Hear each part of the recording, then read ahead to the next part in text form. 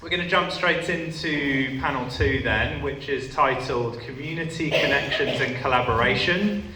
It's all about what is photography's role? Well, how can it kind of talk about these issues, essentially? So we've got 2 speakers in this panel. So the first one is Kirsty Mackay. Did I say that? Okay. Yeah, okay. Kirsty Mackay is a Scottish documentary photographer, activist and filmmaker. Kirsty's research-led documentary practice highlights social issues surrounding gender, class and discrimination. As a working-class artist, her own experiences allow empathy, connection and insight into the stories of the people and the community she photographs. Kirsty will be presenting her work on the UK's cost of living crisis, the magic money tree, working collaboratively with children, families and youth groups from across England. Kirsty explores the impact of this crisis and shows us what poverty looks like in the world's sixth richest economy. And then following Kirsty, we have Naomi Wood. Naomi Wood's practice explores the dialogue between place, care and identity. She lives and works in Frome, making images with and in the community. Her award-winning project, I Wait to Listen, has been featured in Creative Review, the British Journal of Photography and Vogue Italia, among others. Over to Kirsty.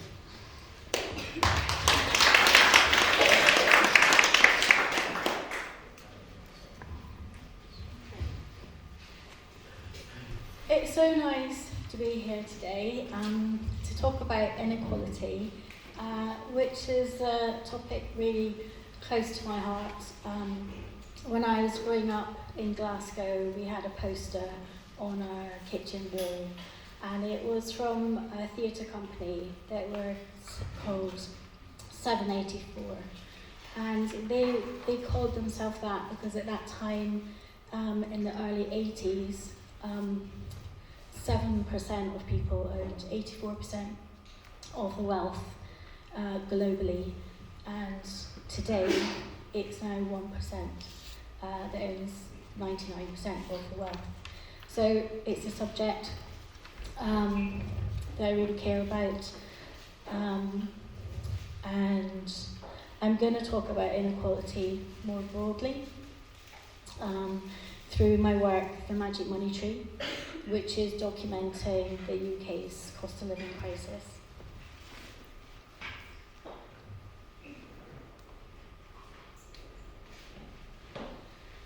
So in 2023, I travelled across England,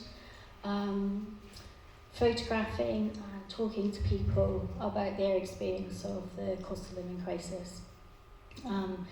In 2022, I had started to hear about the cost of living crisis in the press, and at that point I already wanted to make work that was about poverty and inequality, and the cost of living crisis seemed like the perfect vehicle for me to talk about these subjects.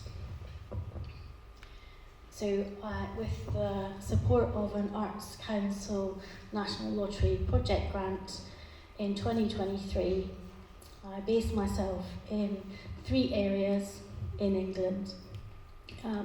This is Tipton in the Black Country, where I decided to make work. I could have made work anywhere, but I chose Tipton because of the industrial history in the area, and because it was a place that was once at the heart of the Industrial Revolution. And now what I see when I go there is very similar to what I came across in Glasgow, and the legacy of deindustrialisation. This is a horse that's just grazing in the park, and what you can see in the background is the Asda supermarket. And I was really super interested in Tipton. It's a place where people still have horses, and it's illegal, but they do let them graze in parks and just on pieces of land. It's very traditional in Tipton to have large families, and it just really captured me. I could have travelled around the country, making work anywhere, but I really wanted to root myself in a community because I know that the stories that I tell, they take a long time to unearth. And it's about, for me, it's about getting to know a place, trying to grasp a kind of understanding of a place and really getting to know people. And then this is a photograph from South Shields. So I also based myself in Bristol, where I live, so I could document my own community. And I wanted somewhere up in the northeast, and so I chose South Shields. And in South Shields, I found so much community care and so much support and solidarity. And this is James.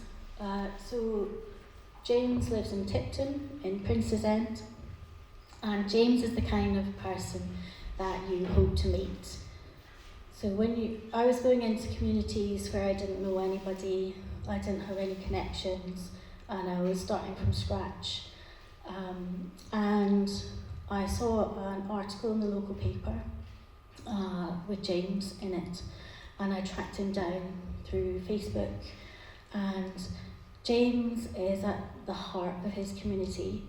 He is the person that people knock on his door when they need help.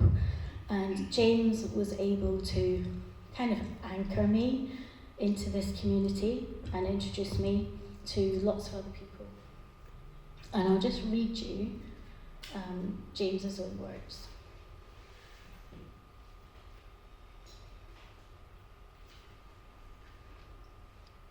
So he says, "I've gone into community work as I've seen the help that people need and the problems they have. I'm helping a family now. She's got 4 young children and they've been going without a cooker and a fridge for the last 3 months. She just lives down the road from me and I'm well known where I live for helping people. I have people knocking on my front door, mainly to get help with benefit claims because we have a lot of people around here that can't read or write, so obviously they can't fill in forms. A lot of them are not online, and everything's pretty much all online now, and they can't access that. They make it that complicated, and some people can't apply for it, and people don't realise they can get it."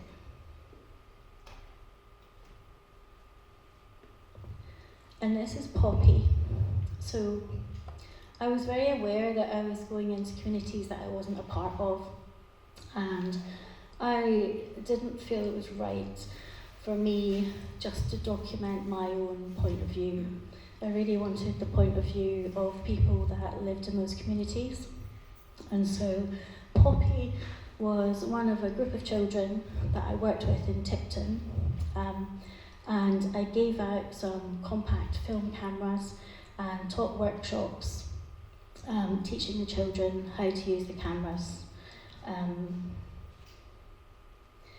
in Bristol, I worked with a youth centre, and those children were a bit older.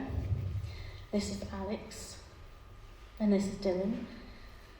And with those children, well, with those young people, I started really by talking, and we would talk about all sorts of things.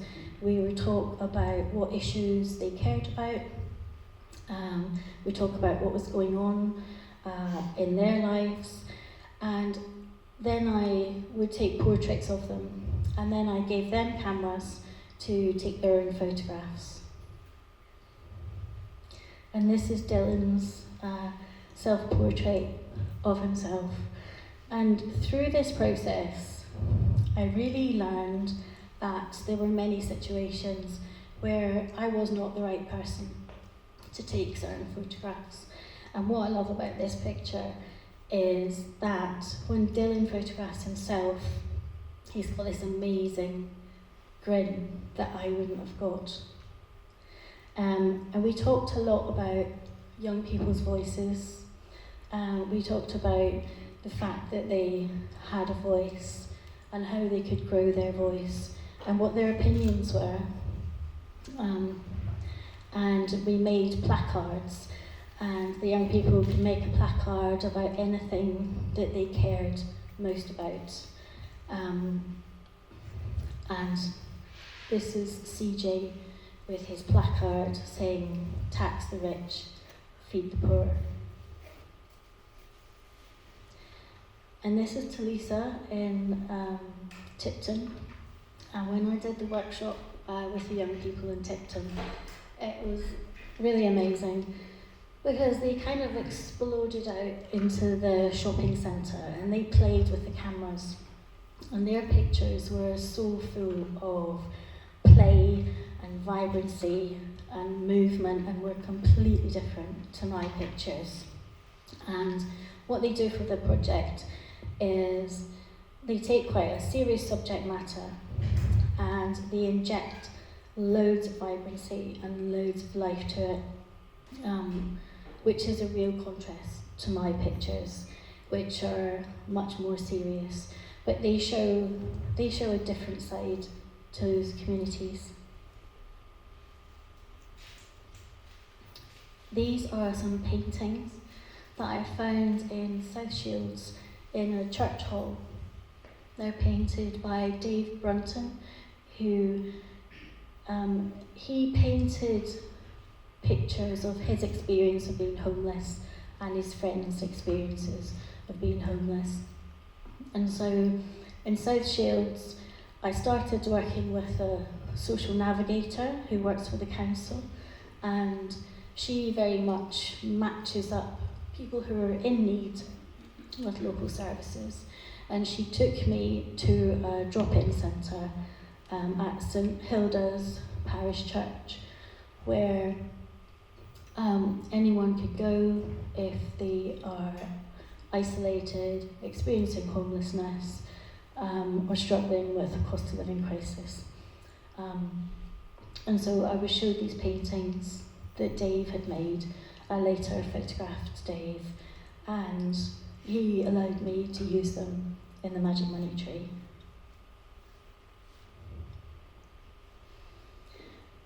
So at the start of the project, I knew it was going to be a collaborative project. Because I was going into communities that I wasn't a part of, I felt the only fair way to represent those places was to have multiple points of view. And as the project progressed, I decided to commission 2 other photographers. And that really goes back to me continually asking myself the question, who is best placed to tell the story? And I was finding that actually in many instances I was not best placed to tell this story. I'm from a working class area of Glasgow, so I feel that I do have an understanding of some of these issues, but my life in Bristol doesn't look like that. The people around me in Bristol are mostly middle class. They weren't struggling with the cost of living crisis.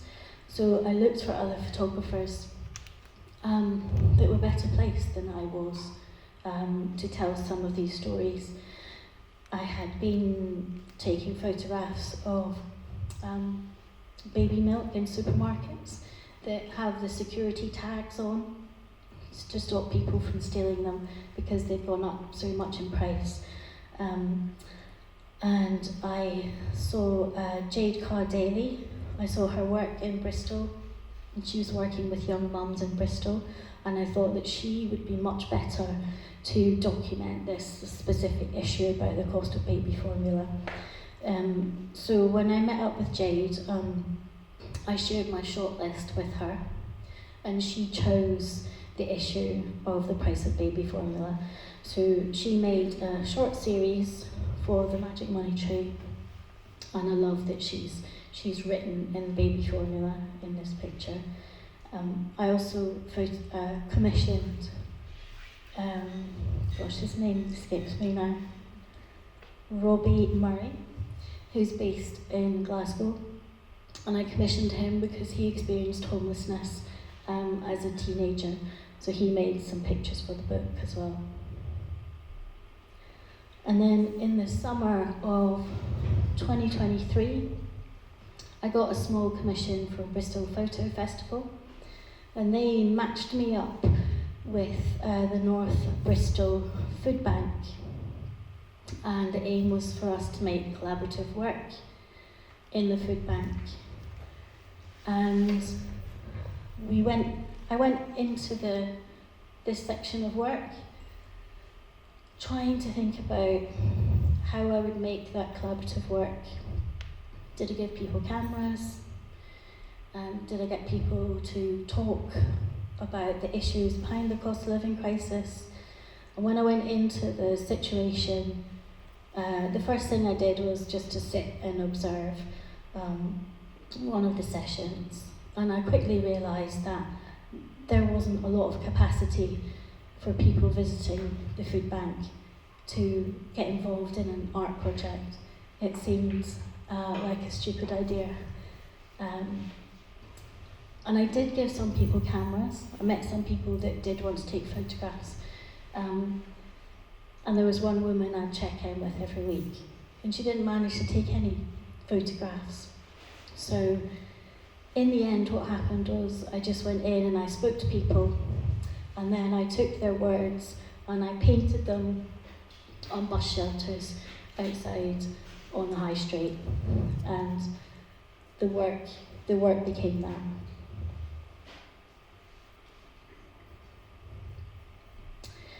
And this picture, it came about because this is a quote that somebody said to me when I was working in Glasgow.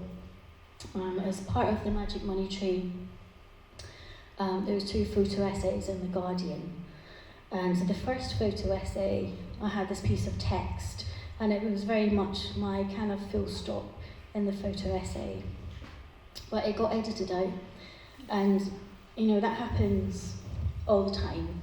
Little bits of text get edited out. But I felt like this was a really powerful statement, and so I ended up just writing it in chalk and making an image of it.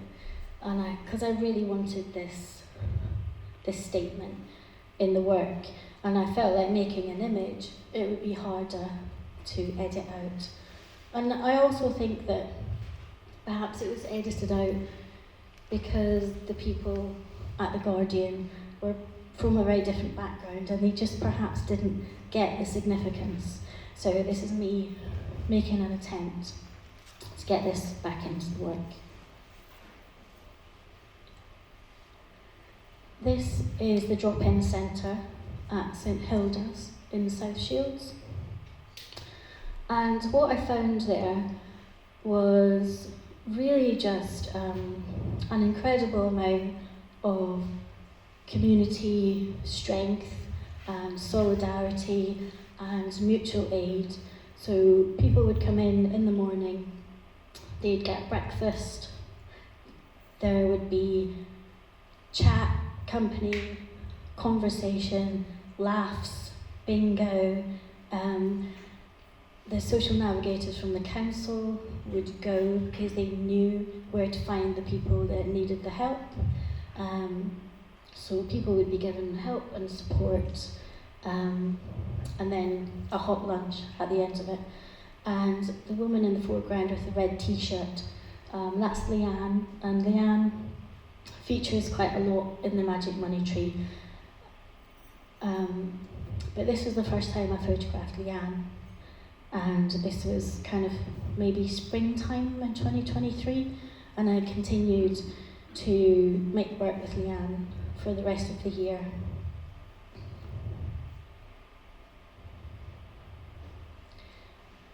And this is a man who was homeless at the time, and he came into the drop-in cafe and he had a hot cup of tea, and I watched him very slowly just put his head down and fall asleep. And with this image, I really like to show it in context. So when I show it, if I can, I want to surround it with the care that was happening in the drop-in cafe. And this is the lunch that you could get.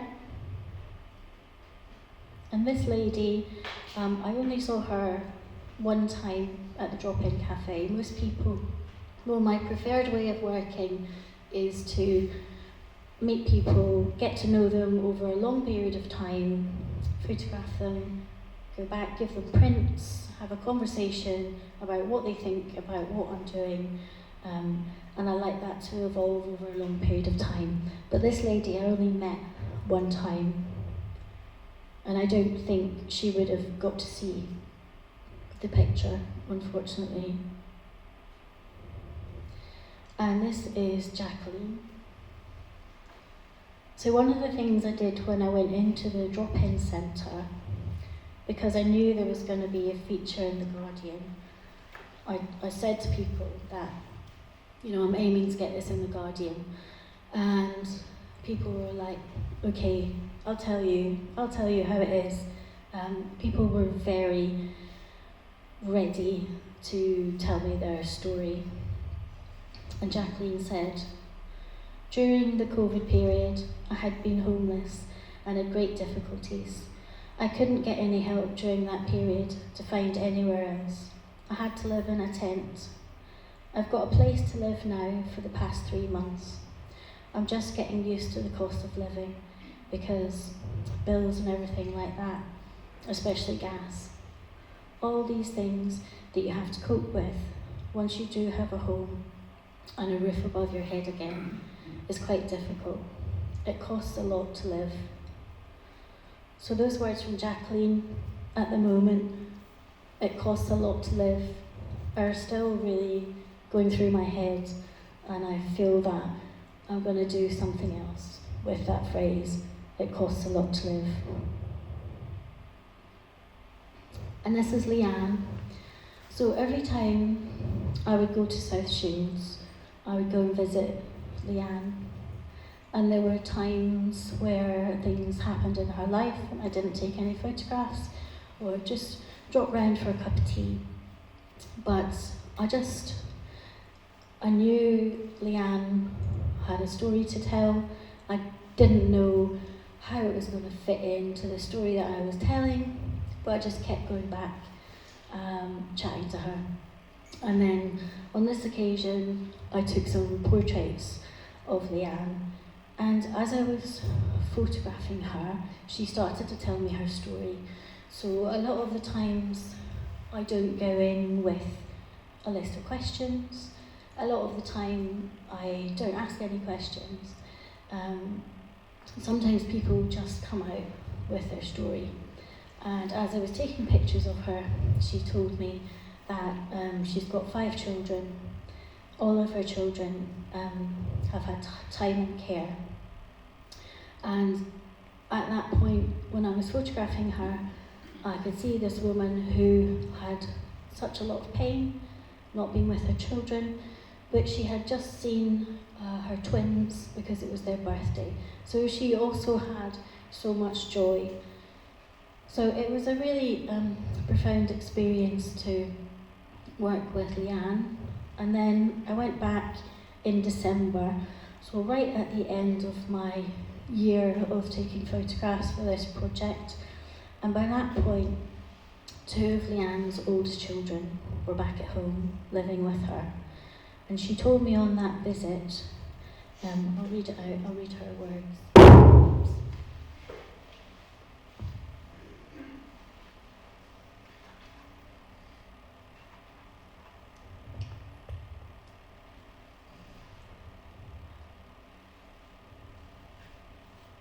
So she's talking about her youngest son, who she gave up for adoption, and she told me that I had nothing.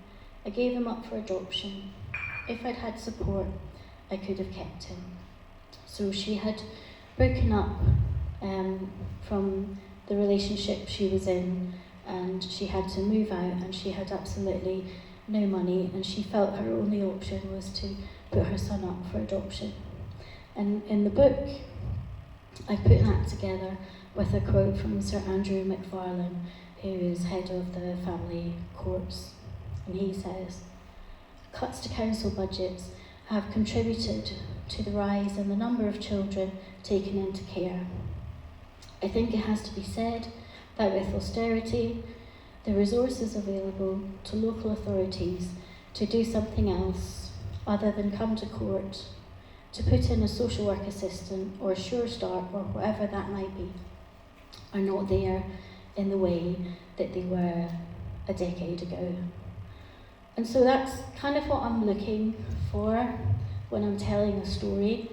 I'm looking for different points of view, and the Magic Money Tree, the story is told not just in my voice but in a collective voice.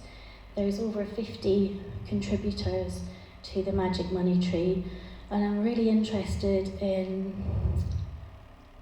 telling those very personal stories that only come out over a long period of time, those personal experiences, and then in a sense zooming out and getting another perspective on the same issue but from a structural point of view.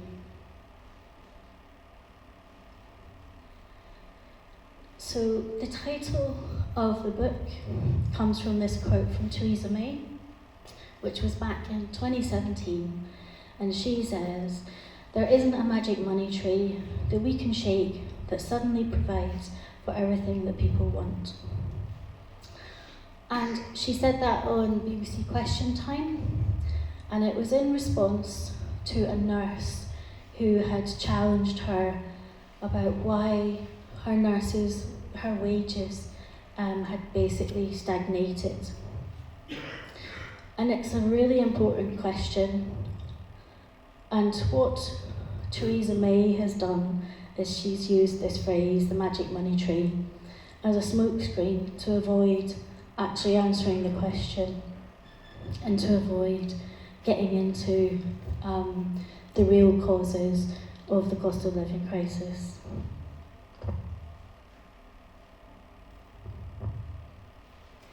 So the book very much deals with the UK's experience of the cost of living crisis. But I'm always looking for the root cause. And there's a text in the book which goes into that. And it's written by Jem Bartholomew, who's a writer. And Jem wrote about my practice, and he also wrote about some of the root causes. But just to, and it's obviously pretty complex, but just to finish off and to get into those root causes really simply, it's a story of two economists, a prime minister and a president, and I've traced it back to the 1940s from a book published by Friedrich Hayek, and that was published when Margaret Thatcher was only 18 years old, and she read that book when she was at Oxford. And the other economist is Milton Friedman, who actually became an advisor to Ronald Reagan. And in 1970, Milton Friedman wrote an article in the New York Times. And the article was really about the social responsibility of business. And he says that it was a social responsibility to increase its profits. But basically, what he was saying is that profit comes before people.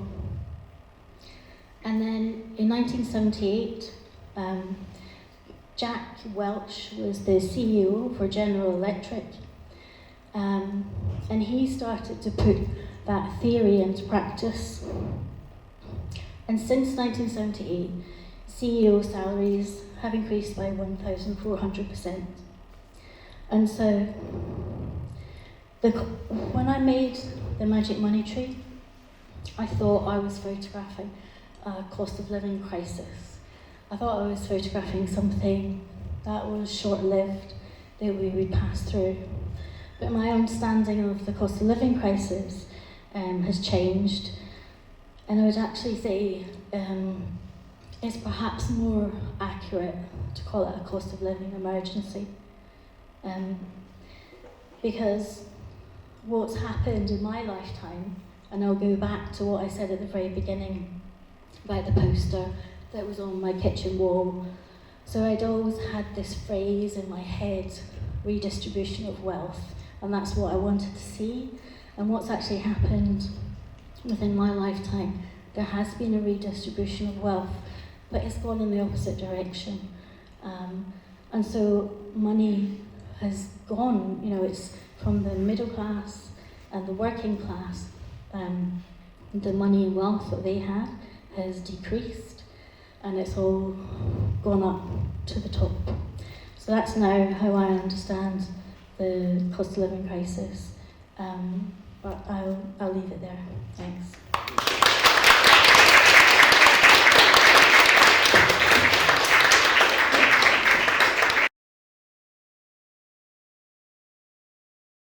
Thank you, Phil, for fixing that and having me here today, and Jessie as well, who I can't see now. Oh, there, hi Jessie. And Kirsty, I'm really looking forward to talking to you. That was really interesting to hear about your work.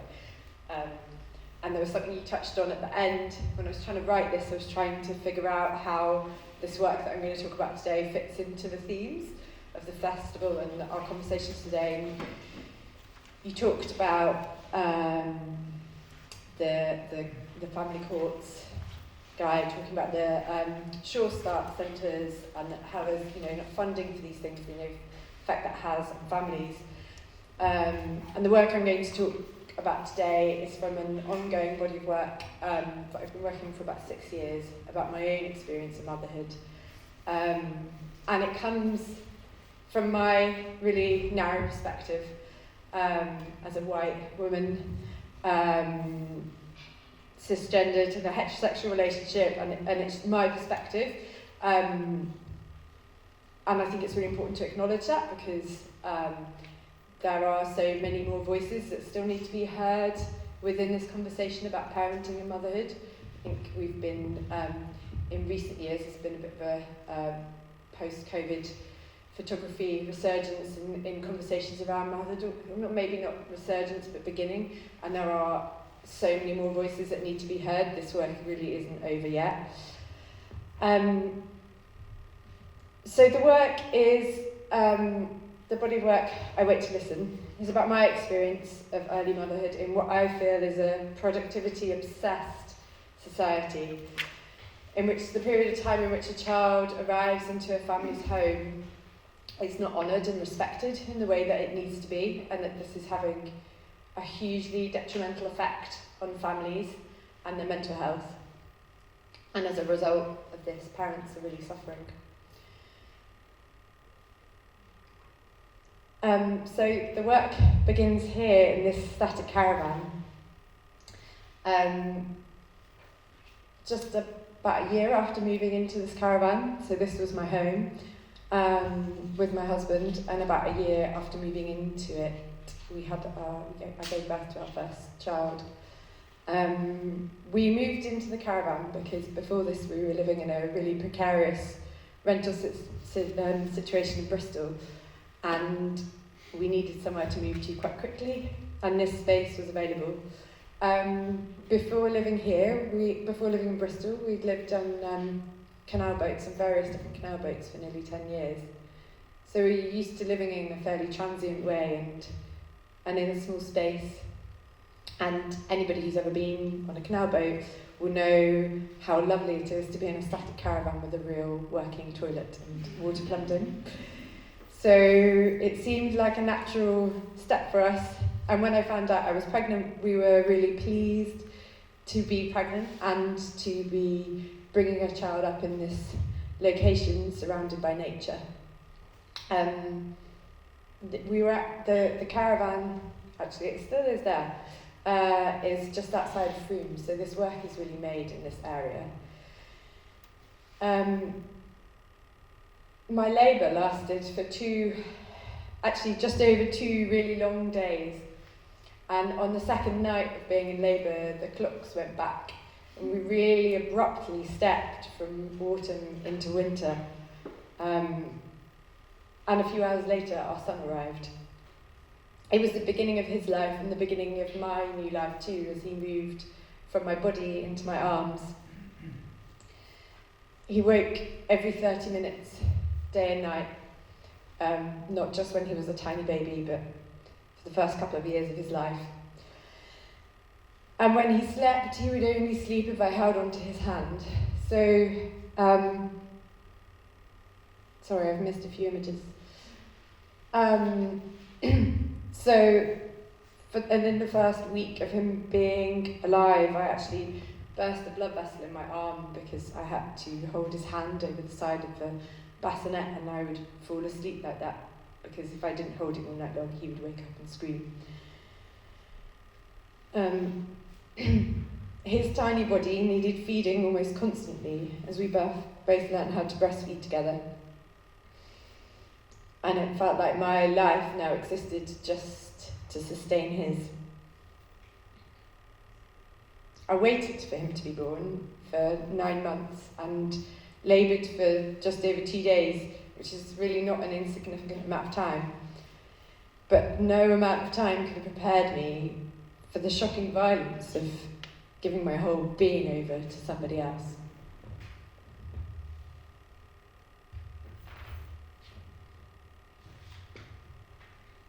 Every emotion of his and mine completely overwhelmed my senses. I felt, and I still do, even though my kids are older now, quite a lot older, that my nervous system is completely attached to theirs. Every murmur or sound sends me into a state of high alert. It became that I couldn't untangle myself from him. It became difficult, in fact, impossible to hear my own needs. And people kept on asking, are you sleeping through the night yet? Have you been out for an evening without him yet? When are you going back to work? Have you started making new work? Can you fit back into your jeans yet? And I felt like everybody was just asking me, like, when are you going to get back to what you were before? Like, when are you going to be that other person? When are you going to exist without him? And I actually didn't want to think about that. Like, I couldn't think about that. I was so entrenched in what was happening. And it took me a really long time to realise how much I didn't want to get back to that. I wanted to emerge as something new in my own time.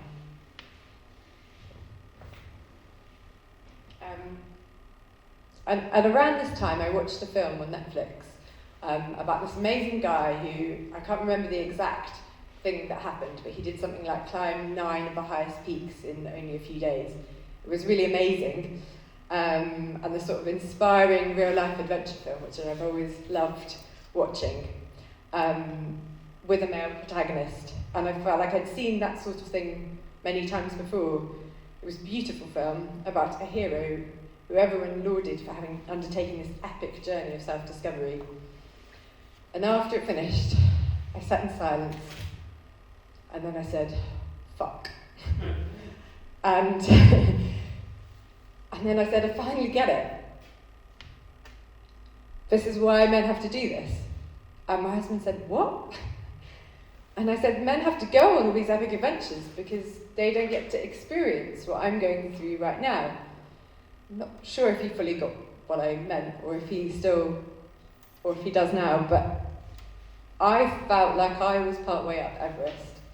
And I was on a journey that had changed me for the better.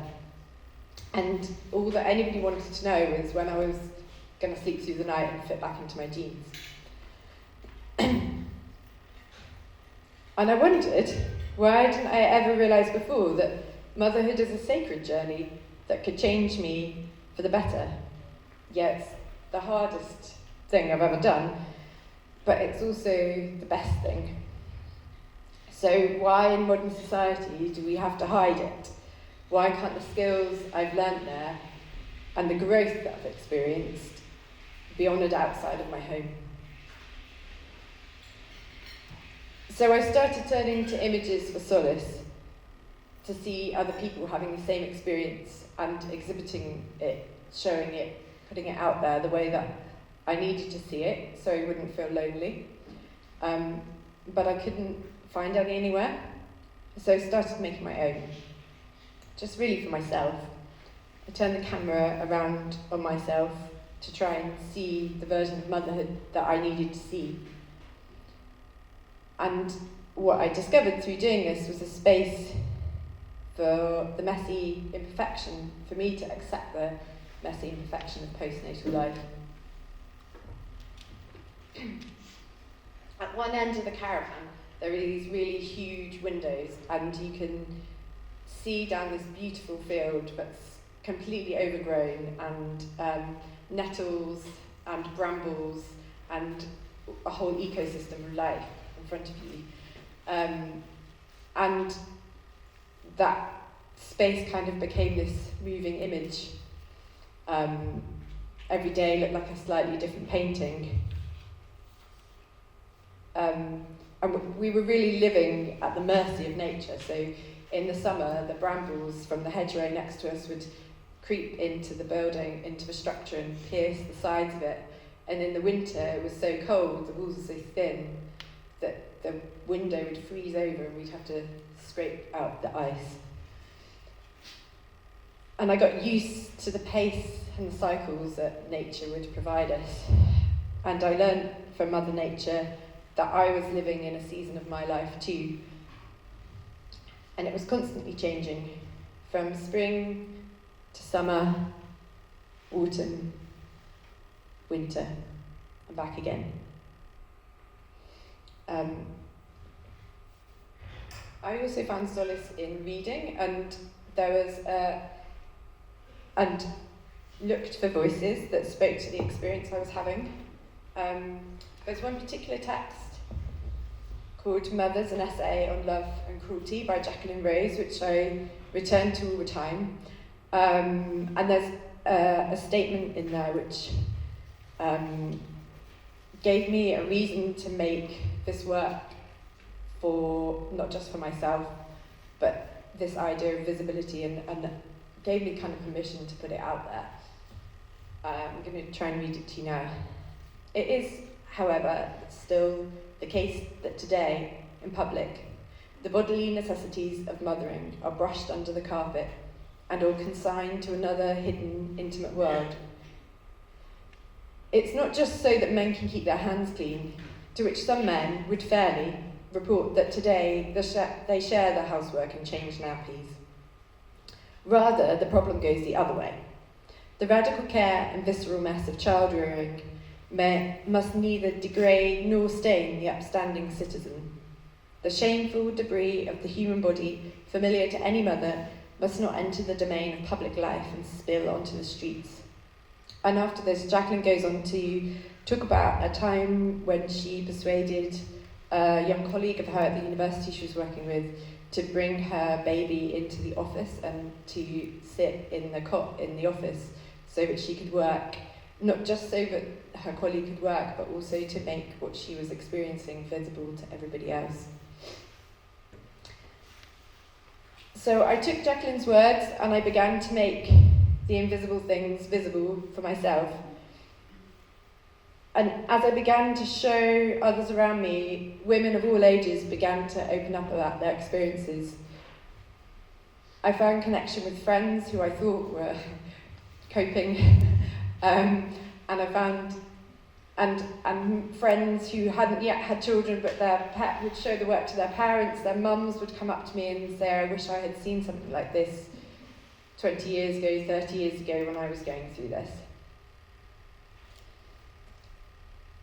And I would hear different versions of similar stories of feeling the immense pressure to appear as if all is as it was pre-children, that we're still youthful and ambitious and carefree and full of sleep, using saccharine words of joy and gratefulness as a cover for the gaping physical wounds, debilitating birth trauma and crushing sense of failure.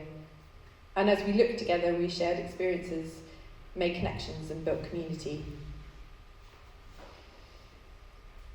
My intention for this work is to lay bare my experience of matrescence in a way that not only accepts but celebrates this often unseen chaos. I want it to be a message to all parents that says it's okay for it to be like this. And I think in a capitalist society which rewards productivity, this celebration of mess and slowness and even stopping altogether is rebellious and vital.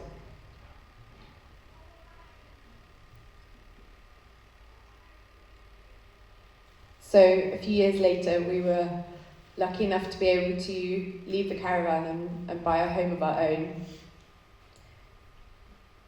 And we now have 2 sons, and I'm continuing to document that other evolving experience of parenting, which, although it's constantly shifting, never really gets easier.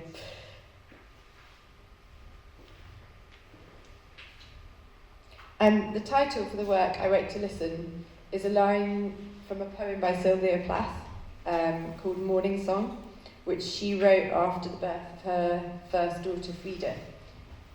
And the reason I took that line, I Wait to Listen,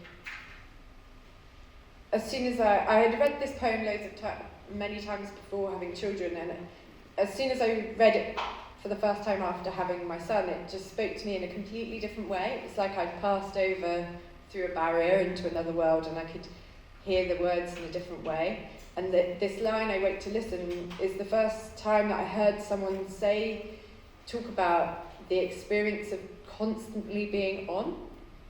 So I felt like there were times when I have literally woken up to listen to see if my children are okay. But I think in a non-literal way that phrase, that's constantly continuing. I don't know, I have no idea what will happen in the future, but I don't think any parent would say that they're never not thinking about their child's well-being, and that responsibility is something that parents carry around with them all the time.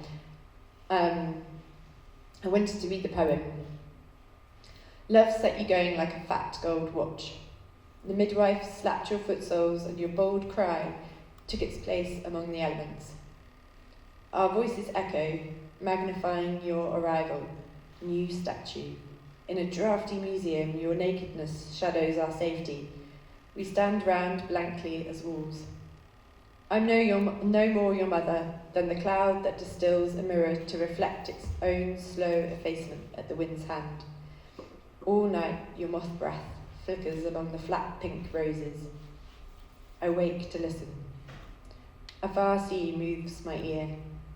One cry and I stumble from bed, cow-heavy and floral in my Victorian nightgown. Your mouth opens, clean as a cat's. The window square whitens and swallows its dull stars. And now you try your handful of notes. The clear vowels rise like balloons.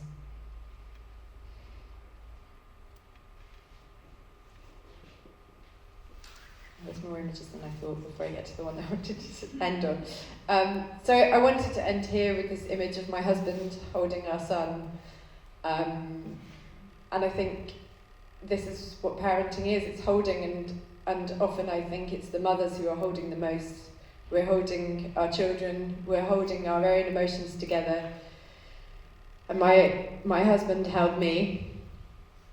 Well, I held that and held all the admin chaos in my head too, as I still am. And I think one of the big questions to answer now is what support is there for dads as well? Because I think I see in communities spaces for women, although limited and not enough of them, but there are so few for the dads. And I think that's something that I also want to welcome into this conversation as I sort of figure out the next phase of this work. Thank you. Thank you.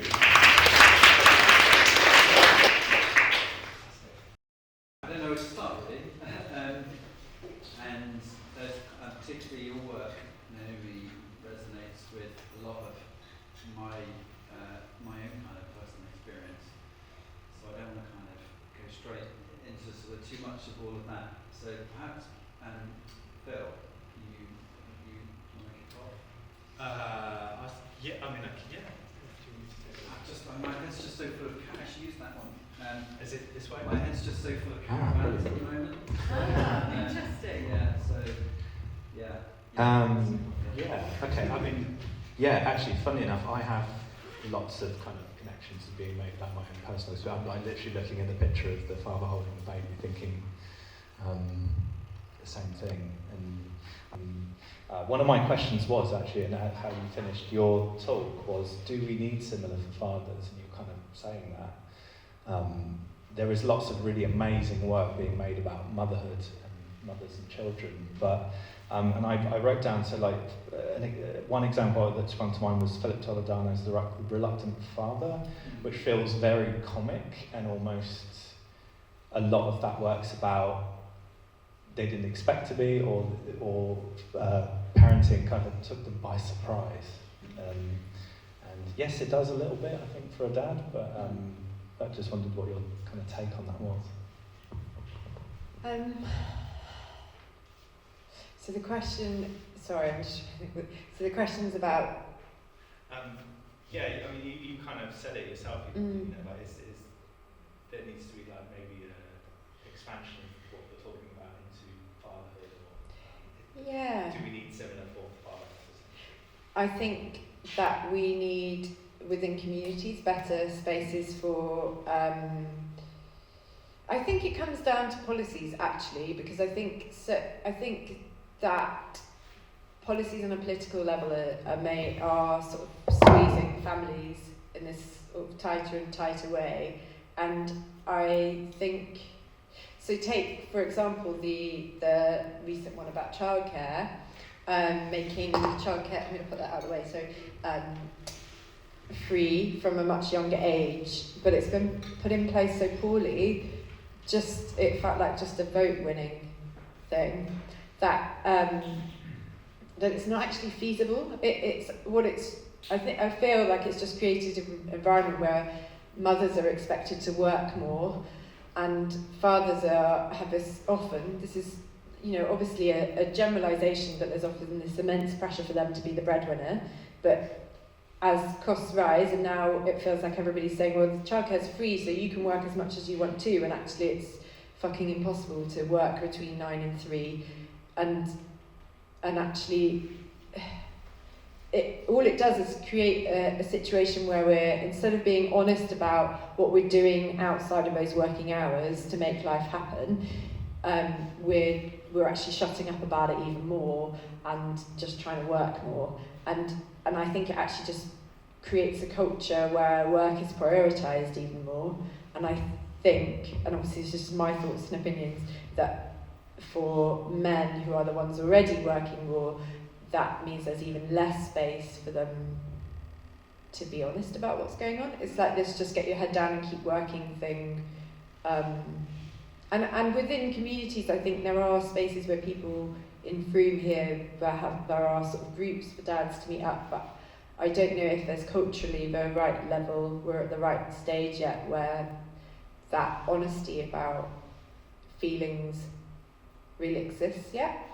There's something I read the other day about, I think it's in the police, they've made the uptake of paternity leave is like non-existent. They've made it shared parental leave, but actually a thing, but actually there isn't the culture to support it. So the policies kind of exist, but the culture isn't there.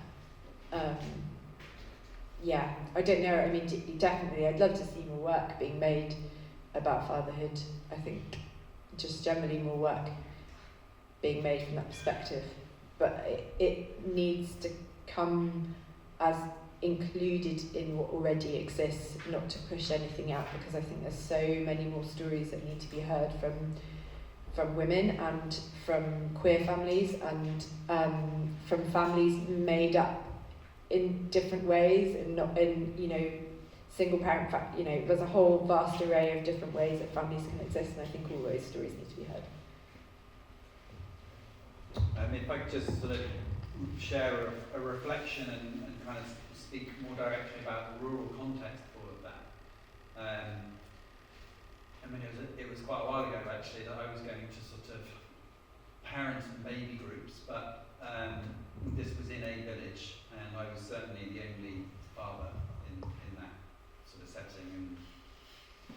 don't know if there are any more recent fathers in the room that can kind of speak of any, any experience, but I wonder whether it's exacerbated within a rural context just because of the sort of smaller population sizes, and Frome is, as I sort of said at the outset, yes, we are within a broader kind of rural context, but it's still quite a town, which is very different to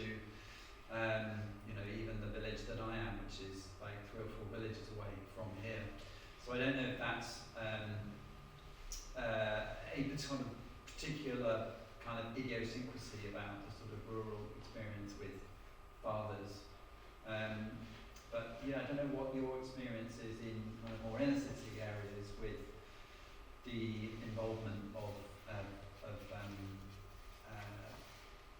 other than, I guess, the sort of more traditional mother-parent role. Yeah, I worked with a men's group in Glasgow called Men Matter, and they got together because they started off as like a dad and baby group, and then they evolved into this amazing charity that supports men, their kids and their mental health. So yeah, I've seen how important it is to have men's only spaces like that.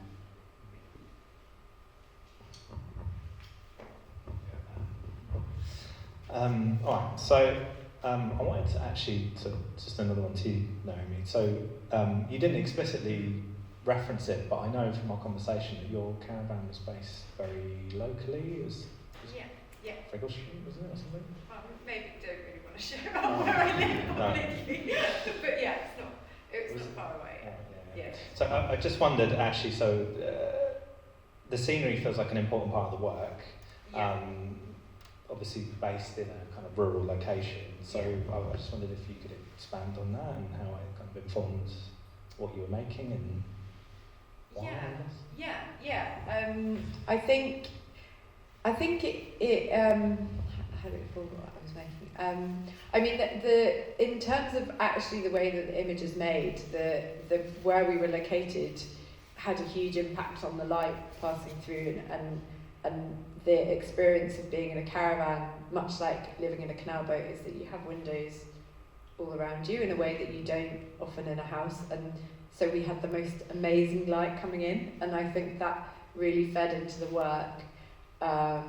Sometimes it was really, really strong. There's an image of me where I've been crying and I'm holding his head, and it's completely dark behind me, but the light was so strong coming in that my face is completely illuminated, and you get this really strong light, but also sometimes this really soft golden light. And the throughout the images, even the images that are portraits, often the nature is really present in the work. And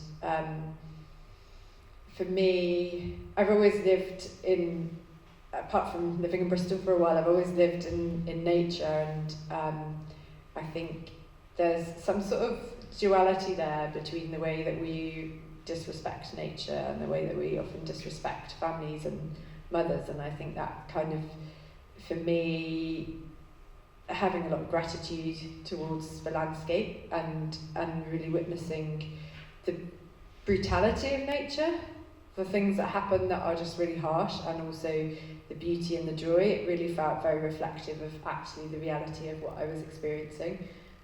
It's not just that it's really hard, it's that also it's really amazing as well, and an honour to be part of. And I think that for me, that's part of what the work is. It's not just, it's kind of a more nuanced approach to looking at it, and nature kind of provided that for me.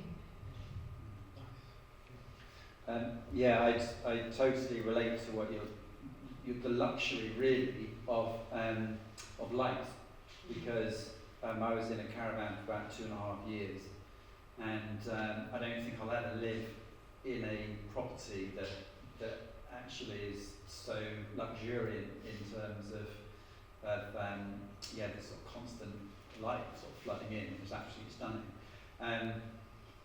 You sort of, when you sort of mentioned you, I think to use your words, sort of when we were lucky enough to get out of the caravan and get into a house, and I remember sort of actually feeling a bit shortchanged when I did get into a house, and there was a slither of sunlight in the kitchen and in my kids' room for about half an hour a day, and that was the only direct sunlight that we got. And I was like, it's a bit of a rubbish trade-off, actually. I mean, I think it's quite, again, it's sort of, I wonder to what extent it's quite a unique thing in a rural context. I think, Jennifer, there was a caravan in your presentation. I think there's a whole exhibition as well, you heard it here first, but somebody else can go and do it, I mean, even better, of caravans in kind of British sort of documentary photography, because they are really sort of omnipresent, I think.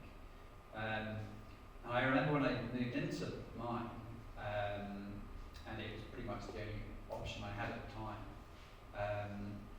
and I lived in Priddy, which many people know, and I sort of mentioned that in the pub and said, oh yeah, well everybody lives in a caravan around here. And actually, it's not that untrue, it's very kind of hidden, loads of people living, not off grid, but maybe not paying council tax, for instance. And it is a very kind of affordable option for a lot of people, actually for young professionals as I was,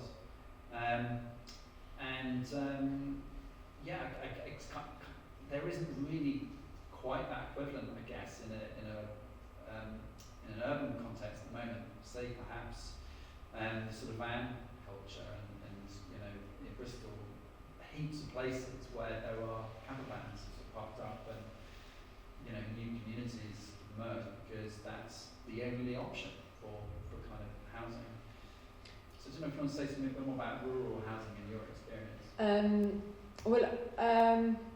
I guess I was thinking when you were saying, because so there was a point when there was something written about this work, and I got an email back from somebody who I don't know who they were, saying, essentially saying how lucky I was. It really hurt me actually, the way that the email was written, and that I think it's partly because the article where it was posted and the way that they had framed it with the title was that I had sort of chosen to go and live this word off-grid, which I find tricky because there's this idea of like off-grid living as being this like exciting choice that young professionals can make, and to a degree it sort of was a choice, but also we didn't have parents who we could go and live with. Neither of our parents had a space that we could live in. My dad doesn't have his own house, and Jack's dad didn't, and our mothers didn't have enough space. They would willingly, and actually the caravan is next to my mother-in-law's house, I should say. So we were afforded, the space to be able to live safely.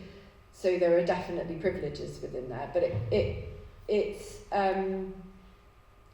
when we lived on the canal, I was 19 when we first got our first boat, and it's a very precarious lifestyle. You're very much, I have friends who somebody once left a tourist left the lock the wrong way, and all their boats, a whole row of boats got completely sunk and they lost everything. And they did get some insurance money back after a year or so. But many of the people that we knew that were living on the canal were people who were living there because, they were brilliant, creative, smart, wonderful people, but maybe don't necessarily have the life admin skills, or, there's often some sort of barrier to accessing perhaps other lifestyles. Not to knock it, because it's a beautiful way to live, and you're so right, to be submersed in nature is a real privilege.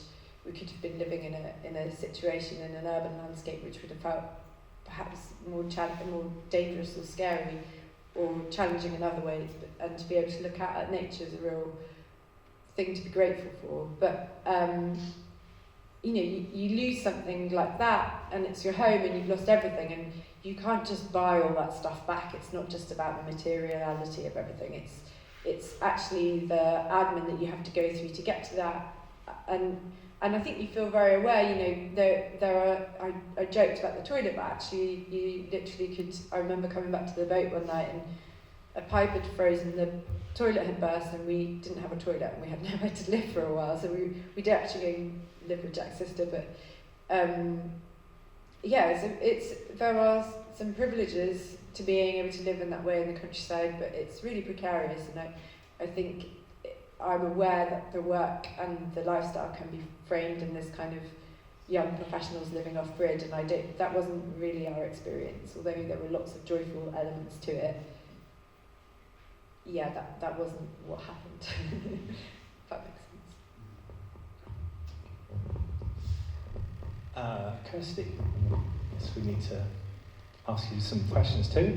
I really love your book, but I need to put that out there into the world. It's an amazing book. If you've not seen it, is it still available? It is, yeah. Okay. Everybody needs to buy the book, essentially. It's a really nicely put together book with like deposition, research, your photography, but also the photography of the communities that you're working with. I've got a couple kind of questions about that, but I was just, what is the significance of getting those communities to tell their own stories? I know you were saying that you didn't feel that you were in a position to tell them. What significance does it then have? Do you need to still work with the people for them to tell that story, or is it purely their voice themselves? I think what was really important for me is that I kind of saw my role as going out into the world and gathering stories and gathering many voices and putting the work together. It was definitely told in a collective voice. It was super important that it wasn't just my voice. And in collaborative photography, it's a spectrum. So, you can be the photographer taking all the photographs and you're the sole author of your work. And then if something's fully collaborative and you give someone a camera, they take the photographs and they're the author of their work. With the Magic Money Tree, it's somewhere in the middle. So I'm gathering many stories, I'm gathering many people's points of view. And in the exhibition, I'd say it was more collaborative. And then with the book, I kind of took it back into my own hands. And I think I have more authorship on the book. But that's just the way I felt it had to be. And what was most important is what's the best way to tell the story. And so that's what I kept coming back to, and that's why I got other photographers involved, because that question is always at the front of my mind: who's best placed to tell the story? Yeah. I scribbled that down. I thought that was a really powerful and important question, really, to ask. And so thinking about that actually in contrast with Tessa earlier today. Is Tessa still? And actually the benefit sometimes, particularly when there is sort of politics and disagreements and things between people, then actually I guess that's when somebody coming in from the outside is sort of super important. But I was really struck by that phrase actually, and I wondered whether, again, sort of thinking in contrast to what Jennifer was saying about kind of how egotistical we are as photographers, and it being my vision of the world, which I'm imposing on everybody. So I wondered whether, your view really of what a photographer should be, or what you need to be as a photographer, how that's really evolved, and I don't know, is that actually still a relevant title for you? How meaningful is it? What the title of photographer? Yeah. And yourself. Yeah, I think we've had a history of the photographer as the kind of lone wolf, kind of, adventurer, going out into the world, making photographs and travelling, and perhaps photographing communities from one specific point of view. We've had that. I think the world of photography is huge, and there is space for all of it. and I hadn't worked collaboratively before. The reason I worked collaboratively was because I knew I wasn't part of those communities, and that was my way of